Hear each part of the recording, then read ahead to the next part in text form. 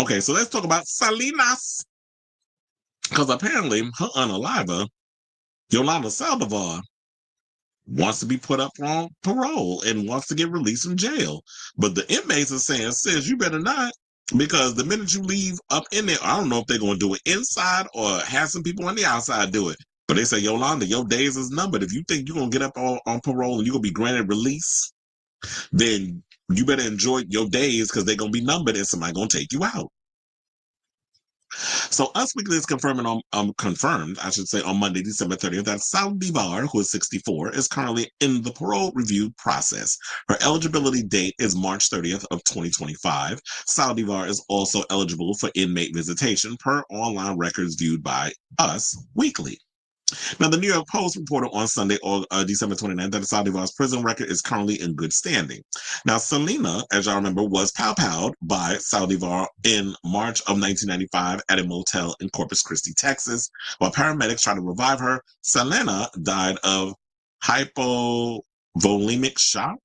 Oh, yeah, that is where hypovolemic shock at Corpus Christi Memorial Hospital. She was 23 years old.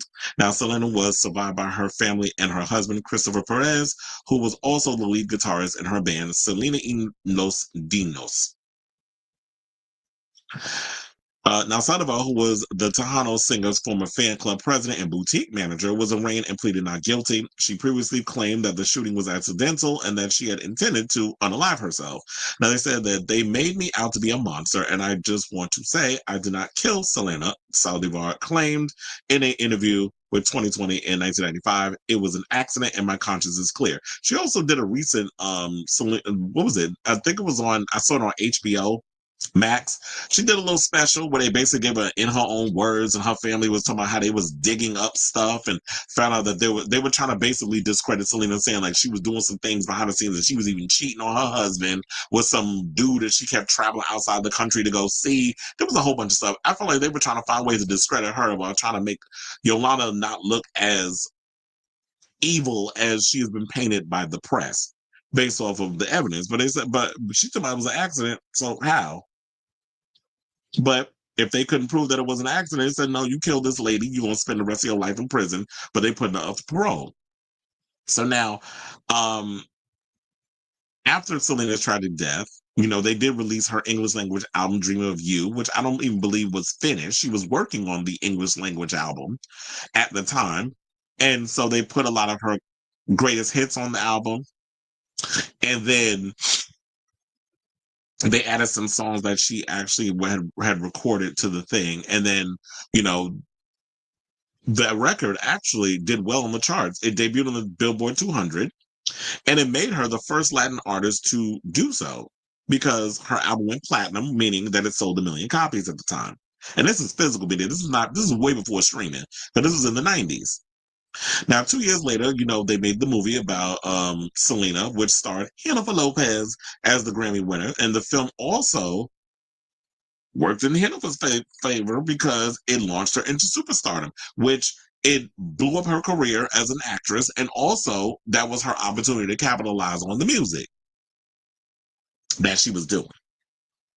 So, and then also in 2020, Netflix dropped a miniseries about Selena starring Walking Dead alum Christian Serratos. Now, I didn't get around to seeing that, so I don't know how that was, but I've seen the movie.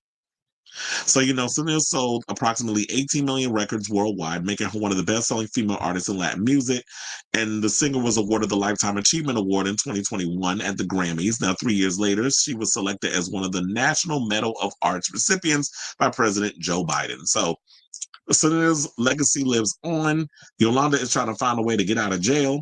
And I'm like, sis, you better keep your behind bars, because if you decide if they grant your wish and let you out of, that maximum security prison, and you sit out here like a regular schmegular person, somebody on them streets that lives for Miss Selena and can't stand your behind is gonna beady bomb a couple of damn bullets up in your body.